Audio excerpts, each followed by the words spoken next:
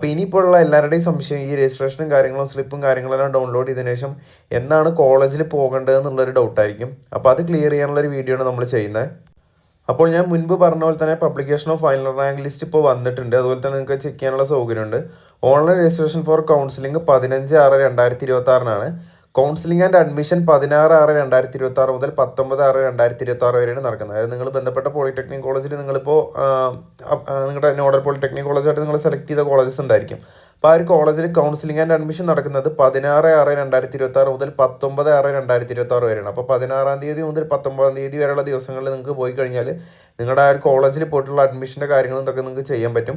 അതുപോലെ തന്നെ spot admission പിന്നീട് വരുന്നത് 23/6/2026 മുതൽ 29/6/2026 വരെയാണ്. അതായത് ഈ കൗൺസിലിംഗ് ആൻഡ് അഡ്മിഷൻ കഴിഞ്ഞിട്ട് ചില കോളേജുകളിലൊക്കെ സീറ്റ് ഫില്ല് ആവാനുണ്ടായിരിക്കും. ചില കുട്ടികൾ അഡ്മിഷൻ വേണ്ടെന്ന് പറഞ്ഞാൽ പോകുന്നുണ്ടായിരിക്കും. അപ്പം അങ്ങനെയുള്ള സീറ്റുകളൊക്കെ ഒഴിഞ്ഞു കിടക്കും. അപ്പോൾ അവിടെ സ്പോട്ട് അഡ്മിഷൻ നടക്കും. അതായത് ആ ഒരു ബന്ധപ്പെട്ട കോളേജിൽ സ്പോട്ട് അഡ്മിഷൻ നടക്കും. അത് 23/6/2026 മുതൽ 29/6/2026 വരെയാണ്. സ്പോട്ട് അഡ്മിഷനിൽ ഒരുപാട് കുട്ടികൾക്ക് സീറ്റ് കിട്ടാത്ത കുട്ടികൾക്കൊക്കെ സീറ്റ് കിട്ടും. മറ്റേത് എന്നാണ് കോളേജിൽ പോകേണ്ടതെന്നുള്ള ഒരു സംശയത്തിന് ഞാൻ നേരത്തെ പറഞ്ഞു. കൗൺസിലിംഗ് ആൻഡ് അഡ്മിഷൻ വരുന്നത് 16/6/2026 മുതൽ 19/6/2026 വരെയാണ്. അപ്പോൾ സംശയം മാറിയെന്ന് വിചാരിക്കുന്നു. പോളിടെക്നിക്കായിട്ട് ബന്ധപ്പെട്ട കാര്യങ്ങൾക്ക് നമ്മുടെ ചാനൽ സബ്സ്ക്രൈബ് ചെയ്യുക. എന്തെങ്കിലും സംശയം ഉണ്ടെങ്കിൽ കമൻറ്റ് ചെയ്തോളൂ. താങ്ക്